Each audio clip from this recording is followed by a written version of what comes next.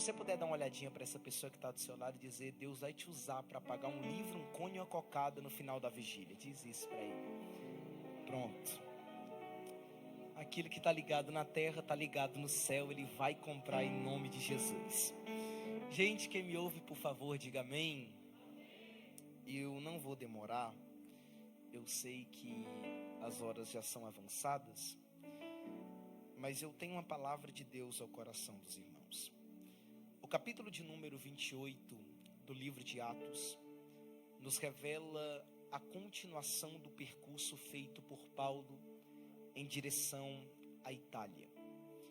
Depois de sofrer naufrágio, Paulo e os outros passageiros do navio, da embarcação, chegam em Malta.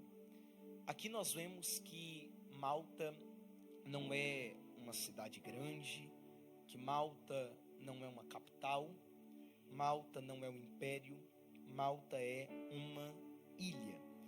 Nós vemos Paulo em uma ilha que com certeza, com toda probabilidade, nós podemos entender que ele jamais iria se não tivesse sido lançado nela por uma tempestade.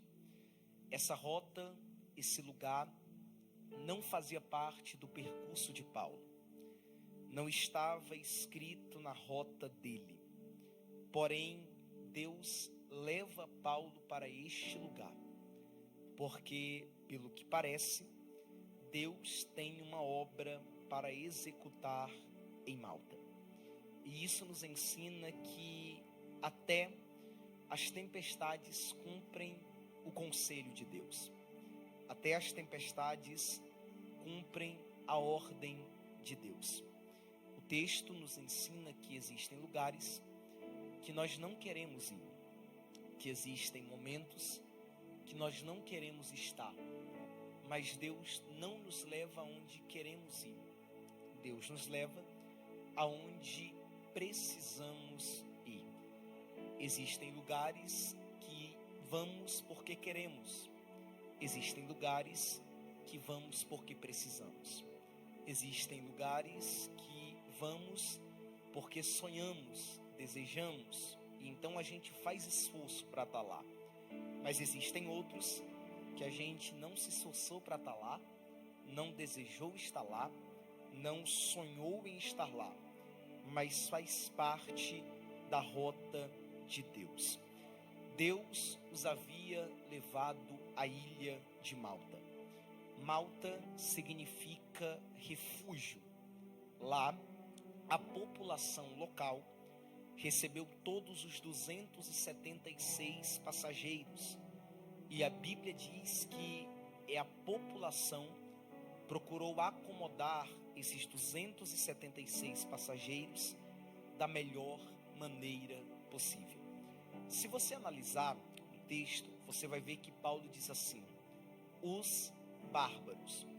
Quando Paulo chama o povo de bárbaros, ele não está dizendo que o povo é selvagem ou está lançando uma crítica ao povo, mas Paulo diz isso porque para os gregos, qualquer um que não falasse a sua língua era considerado bárbaro. Logo, a palavra bárbaros aqui não é nenhuma referência a qualquer atitude selvagem ou cultura primitiva ou cultura estranha, mas simplesmente indica que a língua daquele povo não era o grego e não era o latim. A prova de que esse povo não é um povo estranho, não é um povo que recepciona mal, é que Paulo usa umas palavras muito interessantes. Paulo diz que o povo usa sua singular humanidade. Novamente, Paulo diz que o povo usa sua singular humanidade. Perceba que essas pessoas se mostram gentis, se mostram solidárias no momento que Paulo e os passageiros não estão na sua melhor condição física. Eles não têm nada para oferecer, eles não têm nada para dar, mas a humanidade dessa população local não vinha por causa de interesses, mas vinham por causa de quem eles eram. A ponto de que os passageiros, mesmo não estando numa condição boa fisicamente e mentalmente, os bárbaros em nenhum momento se aproveitam do naufrágio para tentar saqueá-los, para tentar matá-los. Pelo contrário, a Bíblia diz que eles usam a sua singular humanidade. Paulo diz que estava chovendo e que era um tempo de frio. É fácil de perceber que se estava chovendo e era um tempo de frio, Paulo e os outros passageiros estavam molhados, completamente ensopados. Não chovia pouco, não era garoa, chovia tanto que logo eles ficariam molhados até a alma, podemos dizer assim. Era uma chuva acompanhada de frio, obviamente, era uma chuva muito fria, a ponto de Paulo e os outros passageiros não quererem nada a não ser um bom fogo. Vale lembrar que eles já estavam alimentados, pois no navio, antes do navio se destruir, antes do navio naufragar, eles tinham alimento de sobra, eles tinham fartura de comida, mas agora o seu maior problema era o frio. Eles precisavam ficar aquecidos, porque se já estavam satisfeitos com o alimento, agora era hora de ficar aquecidos, porque ficar aquecido é tão necessário quanto ficar farto. Ficar aquecido é tão bom quanto ficar alimentado. A tempestade acalma, mas o tempo continua frio.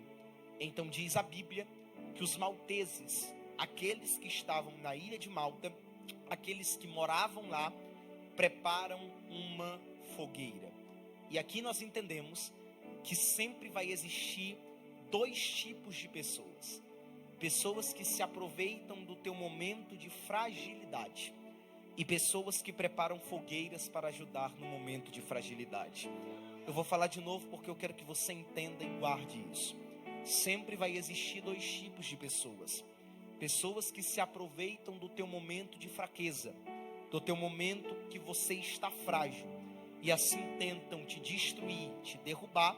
Mas existem pessoas que no meio do teu momento de fragilidade diz: você não está bem, você não está legal, então eu vou ajudar você, então eu vou cuidar de você, então eu vou ser uma bênção na sua vida. E eu posso dizer algo que talvez pode te assustar, que talvez pode te escandalizar um pouco, mas você vai entender, querendo ou não, é difícil, mas a gente acaba entendendo. Parece que muitas vezes o papel inverte. Parece que muitas vezes a situação inverte. Quem tem que ajudar, não ajuda. E quem não tem que ajudar, ajuda. Parece que quem pode abençoar, não abençoa. E quem não tem dever nenhum de abençoar, abençoa. Vou melhorar para você entender o que eu estou falando. Muitas das vezes, quem procura acolher, quem procura abraçar, quem procura estender a mão, não são os que estão perto de nós. Quem procura estender a mão são os bárbaros, aqueles que não falam a nossa língua, aqueles que não compartilham daquilo que compartilhamos, aqueles que não sentem o que sentimos. Parecem que os que estão de fora do templo, de fora da igreja, usam com mais humanidade, usam mais a sua humanidade do que aqueles que estão dentro da igreja aprendendo sobre amor todo dia.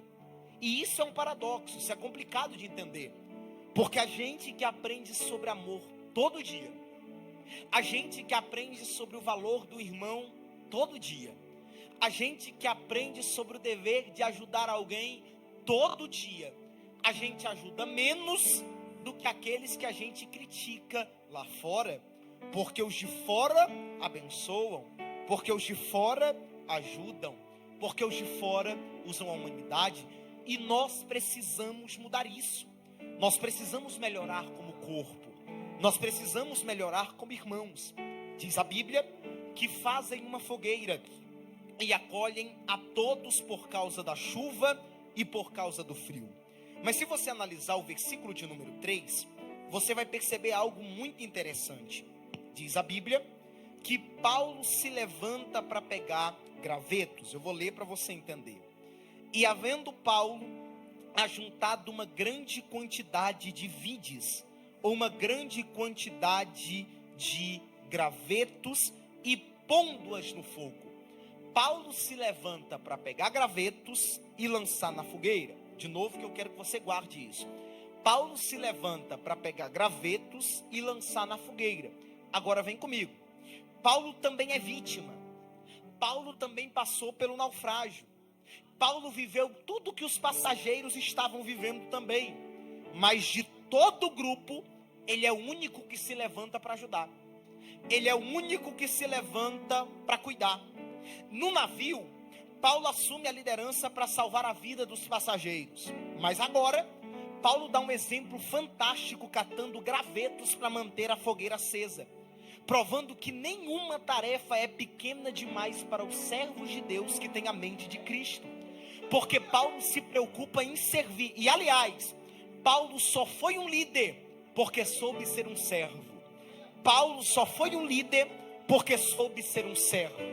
Porque Deus nunca te dará uma posição de liderança se Ele perceber que você nunca soube servir. Deus nunca te dará um nível de líder se Ele sabe que você falhou na posição de servo. Os bárbaros estavam prontos para ajudá-los. Aqueles que habitavam em Malta estavam prontos para cuidar deles. Porém Paulo, mesmo com frio, mesmo molhado, mesmo em situações complicadas, ele não joga toda a responsabilidade naquele povo. Ele não joga toda a responsabilidade nos bárbaros. Mas Paulo também ajudou. E duas coisas a gente entende aqui. Primeiro, Paulo não joga responsabilidade nas costas dos outros. Se Paulo precisa de fogo, Paulo cata graveto para conseguir fogo. Lá vai. Pare de achar que falta de fogo é apenas culpa do pastor, que falta de fogo é apenas culpa do pregador, que falta de fogo é apenas culpa do cantor. Jogue menos responsabilidade nas costas dos outros. Quer fogo? Se levante para catar gravetos. Você pode olhar para alguém que está do seu lado, olhe para ele, olhe para ela e diga: se você quer fogo, se levante para catar gravetos. Diga isso. Não, irmão, a gente está de madrugada e se tu não reagir junto com esse irmão, ele vai dormir. Dá um toque nele aí, chacoalha ele até ele dar glória a Deus e diga: se você quer fogo, critique menos e se levante para catar gravetos. Porque quem faz o que ninguém fez, recebe o que ninguém nunca recebeu. Segunda coisa que eu aprendo aqui: não era obrigação de Paulo naquele momento tentar manter o fogo aceso. Não era dever de Paulo naquele momento tentar manter fogo aceso. Afinal, ele também era uma vítima de naufrágio. Ele também estava molhado.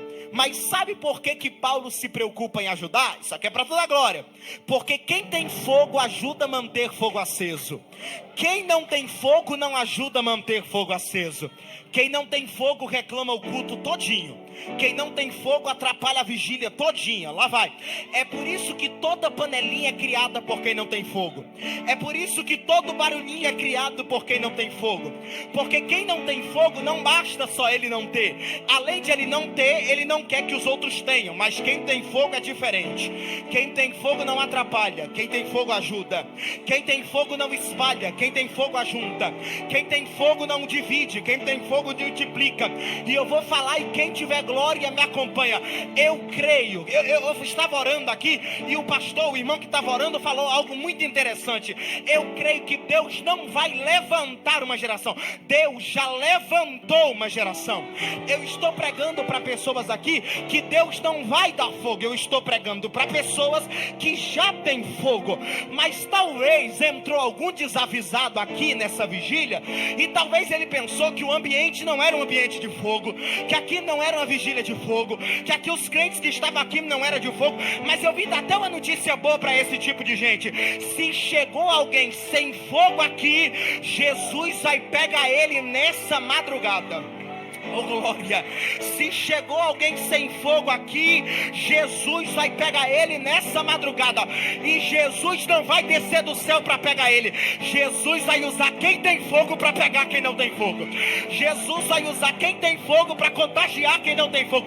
Eu vou liberar aqui, eu creio que eu estou pregando para dois grupos nessa madrugada, mas eu creio que um grupo é muito maior do que outro. Eu creio que eu estou pregando para grupos aqui, um grupo está meio desapercebido, um grupo está meio sem fogo, um grupo está a vigília inteira reclamando, o grupo está olhando e está dizendo, aqui é The Voice, eu estou olhando e estou vendo se o cantor é bom, se o pregador é bom, mas tem outro grupo que está dizendo, eu quero fogo, tem outro grupo que está dizendo, eu quero fogo, e se tem maioria do grupo que quer fogo, aqueles que não têm fogo vão ser contagiados hoje. Eu vou liberar e quem tiver glória reage, lá vai. Hoje Deus vai manter o fogo aceso, hoje é dia de Deus reacender até quem estava sem fogo há muito tempo. Hoje é dia de Deus desenrolar mistério para crente na terra. Hoje é dia de Deus desenrolar esse dom que estava enterrado, e eu vou liberar para quem tem glória. Até quem não falava em língua há muito tempo vai voltar a falar nessa madrugada. Até quem estava enferrujado há muito tempo vai destravar nessa madrugada. Por quê? Porque aonde tem crente com fogo, o fogo espalha, o fogo espalha. Quem tem fogo? Quem tem fogo, levante a sua mão mais alto que você puder. Levante a sua mão mais alto que você puder. Eu vim dizer aqui para quem tem glória a Deus, que hoje é madrugada de Deus soprar as brasas, de Deus reacender o fogo. E hoje Ele vai reavivar você, Ele vai reavivar tua casa, Ele vai reavivar tua família. Se tu não acredita, irmão, pode ficar calado. Agora se tu acredita, vem no glória, vem no aleluia, porque hoje Ele vai avivar crente.